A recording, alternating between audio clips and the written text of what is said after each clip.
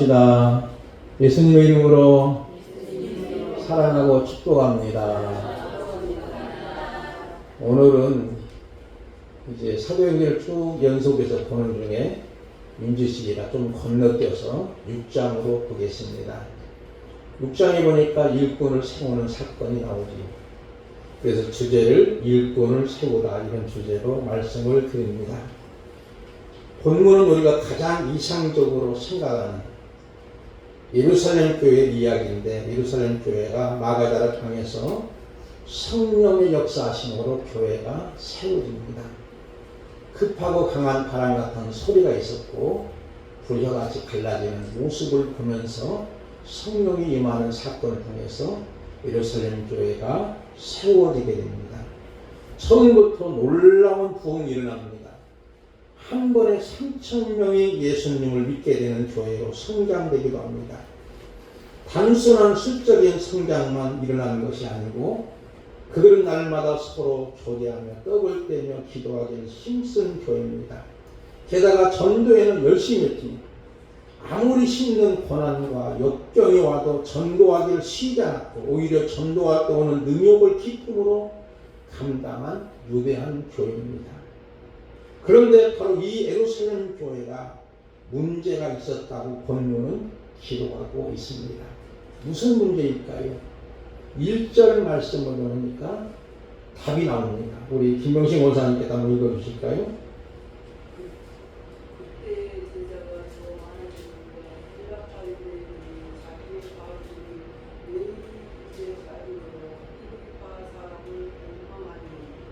아멘. 감사합니다. 그때는 언제? 예루살렘 교회가 막 부흥할 때입니다. 부흥할 때 제자가 더 많아지는 거예요. 쉽게 말하면 믿는 사람이 많아지는 거예요.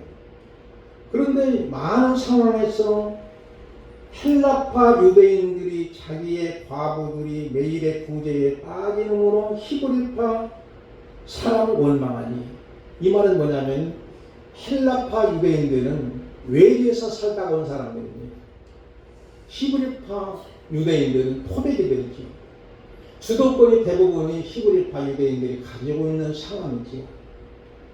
그래서 언어적인 차이도 있었고 문화적인 차이도 있었고 히브리파 유대인의 주도권을 이루기에 헬라파 유대인은 소외되는 가능성이 많았던 거예요.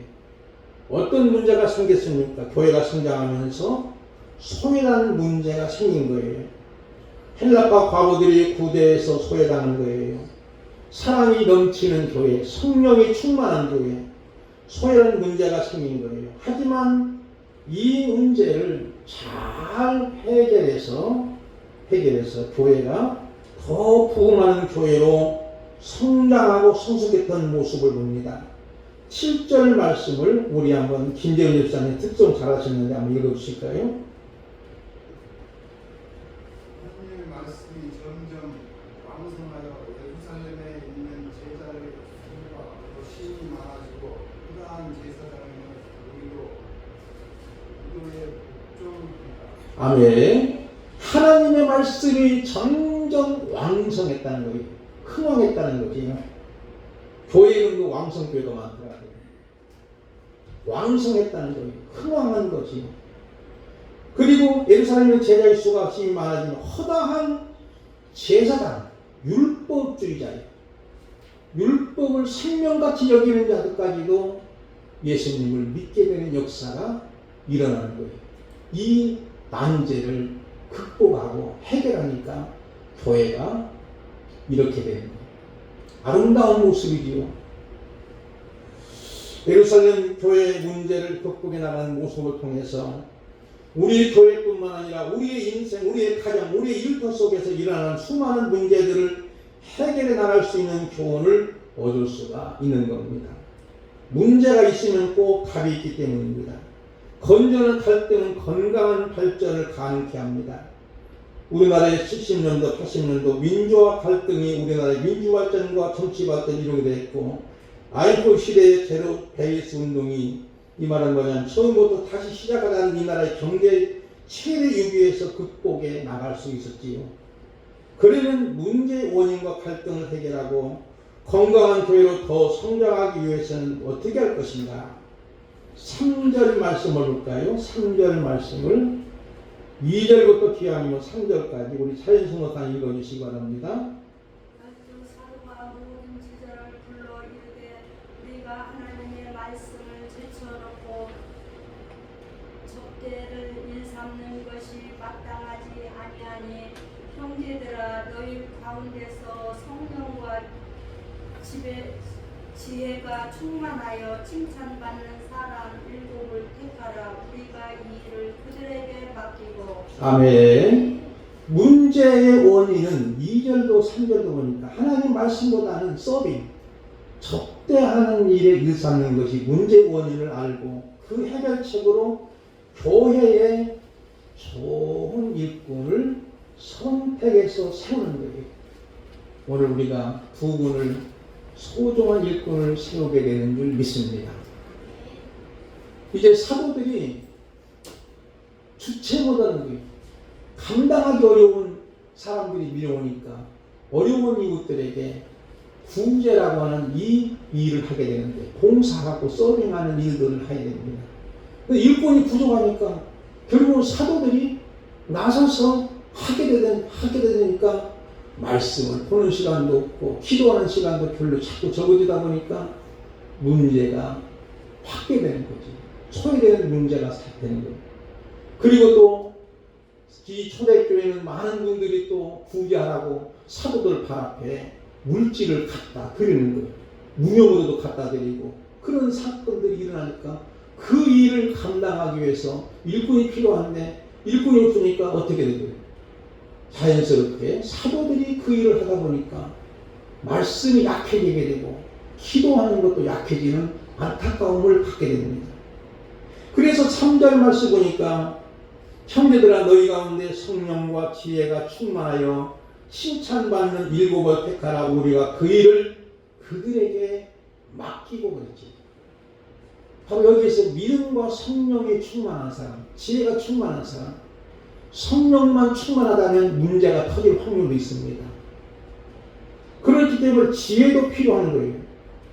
뱀처럼 지혜롭고 비둘기처럼 숨겨야 됩니다. 그리고 칭찬은 평판이 좋은 사람이에요.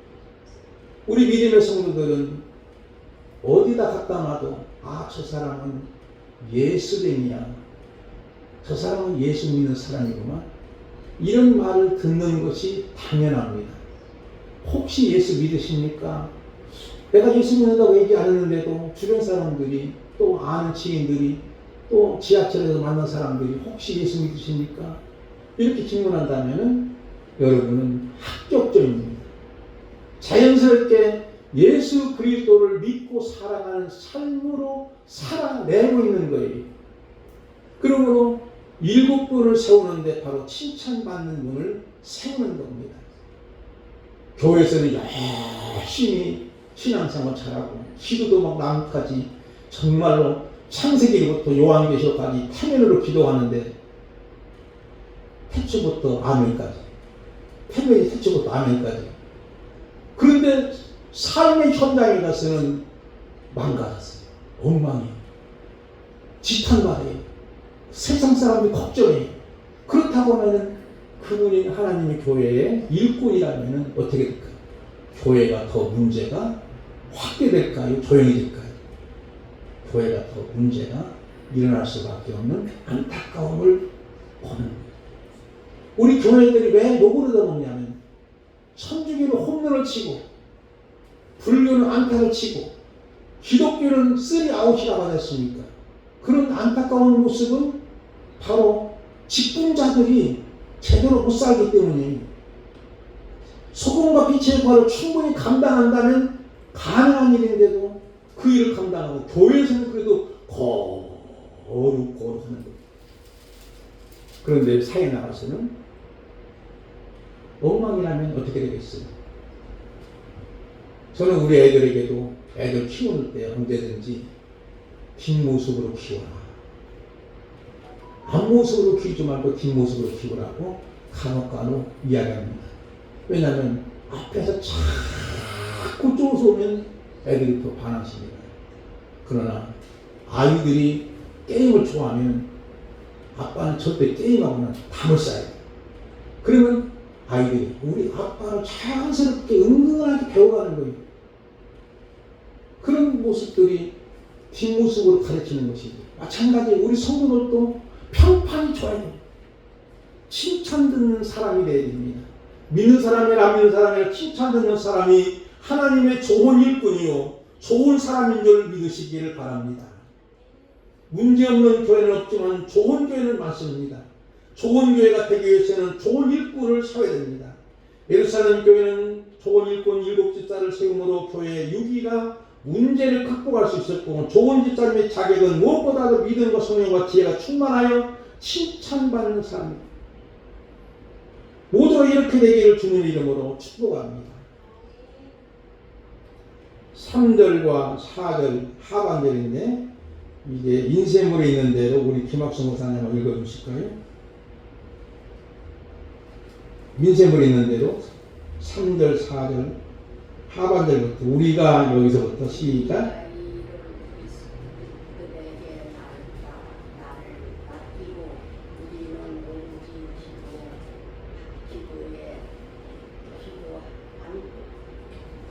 기도하는 일과 아멘. 감사합니다. 기도하는 일, 말씀 사역에만은 힘쓰겠다는 거예요. 이제는 더 이상 서빙하는 일은 간섭하지 않겠다는 거예요. 그러면 결국은 말씀이 왕성해지고 성도들의 말씀의 꼴을 잘 먹어야만이 살찐 양이 되는 거예요. 저절로 젖이 부어서 젖이 나는 거예요. 살찐 양이 그런 모습이에요. 그러므로 성령과 지혜가 잘 조화되는 아름다운 모습이죠. 그래서 교회는 무엇보다도 두 가지인데, 첫째는 기도와 말씀 사역, 이건 사도들의 메인 사역이고, 두 번째는 봉사 및 구제 사역인데 7 집사님들의 메인 사역입니다. 꼭 집사님. 오늘 일꾼을 세우시는 분들은 그런 일은 없겠지만 세상 사람들이 집사를 잡사라고 하더라고요. 그래서는 안 되겠지. 권사는 권투선수라고. 그러면 안 되잖아요. 우리는 정말로 좋은 일꾼, 소중한 일꾼, 하나님 아름답게 쓰는 일꾼이어야 돼요. 정말로 봉사일에 앞장서야 돼요. 헌신하게 하나님의 일이 땅에 떨어져 죽으면 많은 열매를 맺듯이 열매를 맺는 역사가 일어나게 되는 줄 믿으시기 바랍니다. 질문할까요? 가장 좋은 의사는 어떤 의사일까요?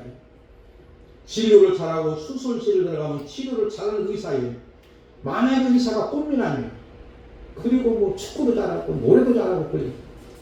근데 수술실만 들어가면 막 손이 떨려가지고 수술을 제대로 못하는 의사가 좋은 의사일까요?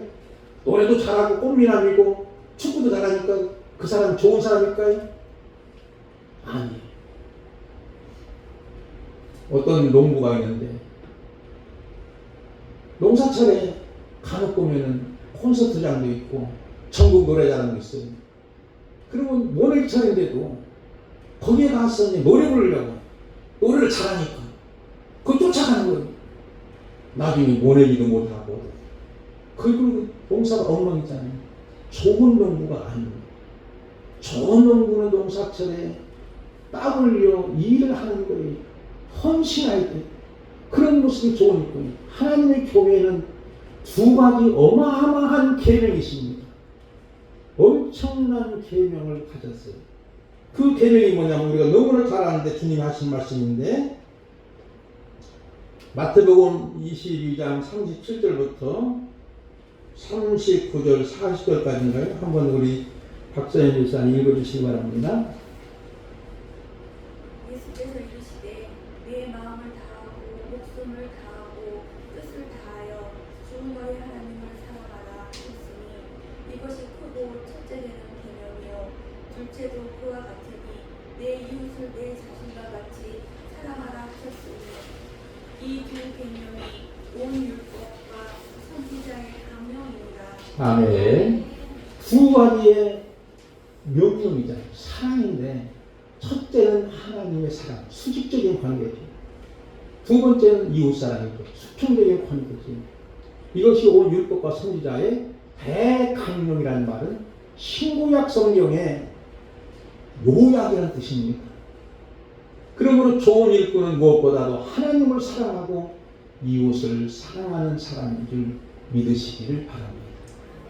우리 모두가 좋은 성도님, 좋은 집사님, 좋은 장로님, 좋은 목사님, 좋은 성도가 되기 위해서는 무엇보다도 하나님을 사랑하게, 그냥 말로만 사랑하는 것이 아니고 마음을 다하고 뜻을 다하고 힘을 다하고 목숨도 다해 주의 하나님을 사랑하고 내 이웃을 내 몸과 사랑하라고 명령하고 있는 거예요.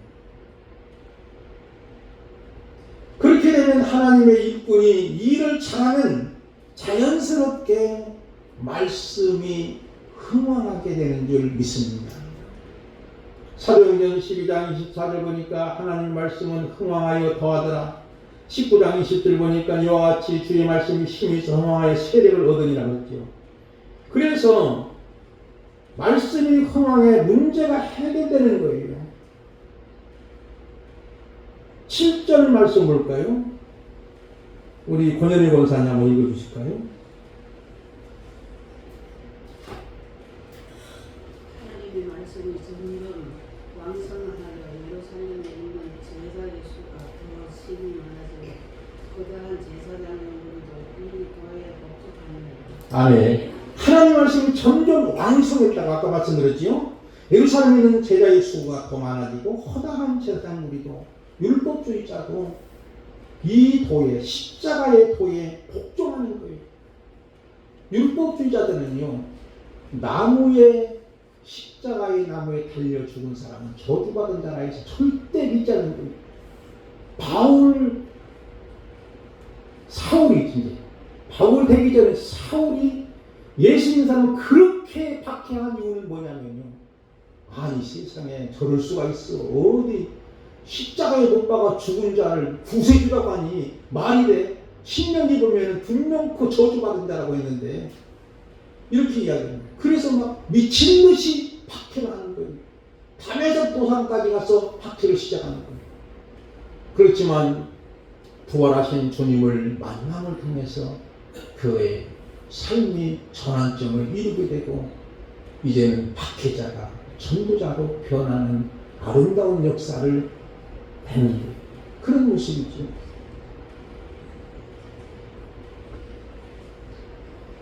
사도들의 문제 해결을 위해서 어떻게 접근합니까? 2절 아까 말씀드렸지요. 철두 사도가 모든 제자를 불러 이르되 우리가 하나님 말씀을 제쳐놓고 접대를 이서는 것이 마땅하지 아니하니, 마땅하지 않는다는 거예요. 당연하지 않다는 거지. 접대를 이사하는 것은요, 오늘도 제가 이제 호박전을 붙였는데 옥상에다 호박을 심어놨더니 호박이 열렸어요. 천열매라. 우리 권사님들과 우리 집사님들 같이 먹으려고 우리 집사람이 또 급하게 따가지고 또 쓸어서 계란에 넣어가지고 또 호박대를 붙여. 그래서 내가 속으로 우리 집사님 있으면 더 좋겠는데 속으로서 그렇지만 감사함으로 우리 집사람이 힘들지만 감사함으로 한 거예요. 여러분이 그래서 사실 목사는요, 제가 지나고 보니까 물론 성도들을 위해서도 돕는 일도 하겠지만 수원인이 교회입니다. 본적지가 교회예요. 본적지가 교회. 그리고 말씀을 죽기까지 파고들어요. 말씀으로 쉽게 말하면 성경을 제가 30년 이상의 목회했지만 성경을 얼마나 알을까요? 도통했을까요? 창세기 1장도 못 알아요. 쉽게 말하면 그냥 눈꼽만치 그 정도밖에 모르는 것 같아요. 아직도 모르는 거예요. 그러니까 그러면서도 하나님께서 이 부족한 것들을 30년 이상을 쓴 것도 우리 집사님이 찬양한 것처럼 주님의 놀라운 은혜인 줄 믿습니다. 지금 생각하니까 아무것도 모르는, 가면 갈수록 더 어려운 거예요. 그러면 우리는 정말로 하나님의 말씀 성경, 저는 우리 후배들에게도 제발 성경 보라, 성경 보라고. 성경 이야기 한 대로만 이야기했거든. 예화 얼마든지 성경에 이해했다. 성경 이야기가 얼마나 많은지 가득한데 죽을 때까지도 다 모르는 건데, 그런데 성경 안 보고 그냥 인간의 수단과 방법을 통해서 어떤 좋은 프로그램이 있으면 프로그램 배우러 다니기도 하고 그런 모습들을 보는데 자신 크게 합니다. 그냥 하나님의 말씀을 파고드는 말씀을 살립니다. 그래서 헬라파 과부들의 구제가 빠진 것을 소외되는 것을 누구의 의도는 있었던 건 아니에요. 자신들의 고유한 일을 제쳐놓고 접대 서빙하는 일을 했기 때문인 거죠. 왜 갑자기 사도 이런 말 한 것일까요? 그것이 문제 해결의 본질이기 때문입니다. 기억하신 것처럼 예루살렘 교회에 은혜 받은 사람들이 자기 소유를 팔아 사도들의 발 앞에 가져갔지. 그리고 사도들은 그것을 가지고 가난한 사람들에게 섬겼습니다. 그런데 이 일을 점점 많아지니까 제대로 감당할 수 없게 됐고, 사도들이 본연의 사역의 말씀 묵상과 기도 시간도 가질 수 없게 된 것이고, 그래서 헬라파 과부들이 구제에서 계속적으로 빠지니까 말씀이 흥황하면 교회가 붕괴되는데 그러지 못한 거예요. 마지막으로 중요한 말씀을 드리겠습니다. 마지막으로 5절 6절인데 누가 안 읽었을까요? 우리 포장로님께서 한번 읽어주실까요? 오셨습니다.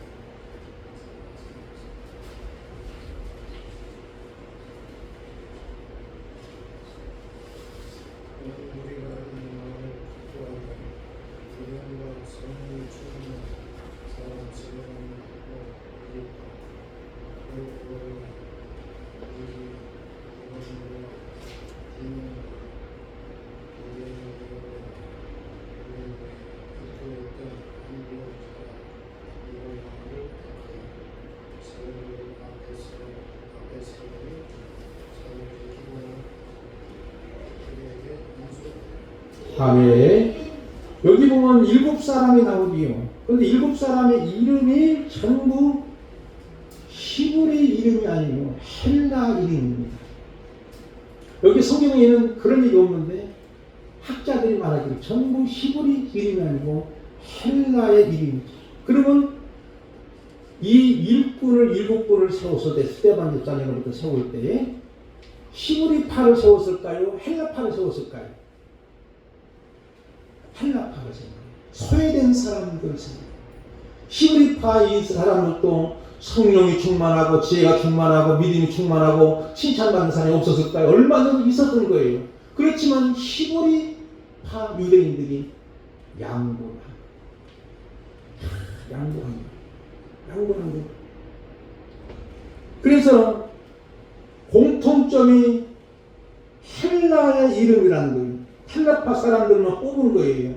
히브리파 사람 중에도 믿음과 성령이 충만한 사람이 없었던 건 아닙니다. 왜 없었겠습니까? 예루살렘 교회 성령이 강력히 역사하는 부흥의 현장인데 그 현장에서 헬라파 사람들뿐만 아니라 히브리파 사람도 함께 있었던 거죠. 당연히 히브리파 사람 중에도 믿음과 성령이 충만한 사람이 있었던 거예요. 게다가 사도들은 다 히브리파 사람들이 있었습니다. 그런데 예루살렘 교회 7집사를 어디서 뽑았을까요? 주로 헬라파 사람에게서 뽑았습니다.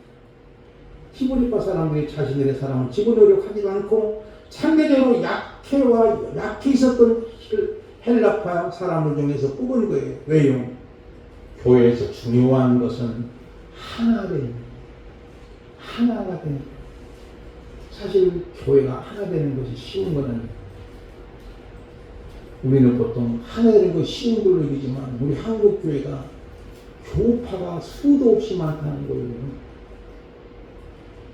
교파가 왜 이렇게 많은지 몰라요. 파벌이 많은. 이건 불행한 겁니다. 불행한 일입니다. 하나됨이 소중한 것을 이 예루살렘 교회는 알았기 때문에 히브리파 유대인들이 다 양보를 했던 거예요. 그래서 결국은 이 유대인들이 헬라파 유대인들이 이제는 집사가 되는 좋은 사건이 일어나게 됩니다. 이것이 예루살렘 교회의 성숙도입니다. 그래서 히브리파 유대인은 그들과 하나 되기 위해 양보한 것이고 놀랍지 않습니까? 바로 이것이 교회입니다. 이것이 교회가 문제를 해결한 하나님의 지혜입니다. 성령이 충만한 사람, 지혜가 충만한 사람, 믿음이 충만한 사람은 주님의 손이 되고 주님의 발이 되고 주님의 눈이 되는 줄 믿으시기를 바랍니다. 주님의 이름 우리 다 같이 마음을 합해야 됩니다.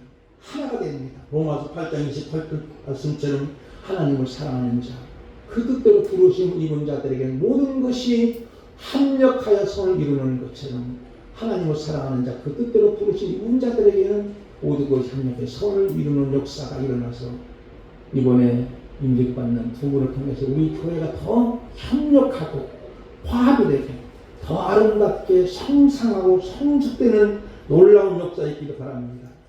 우리 수진독교가 이렇게 되도록 다 같이 기도합시다. 우리 교회가 오래간만에 세우는 이권, 귀한 이권을 통해서 교회가 편안하게 그물이 서가는 주를 경외함과 성령으로 진행하는 수가 많아지는 은혜의 역사가 있어지기를 주님의 이름으로 축복을 드립니다. 우리 찬양하겠습니다. 321장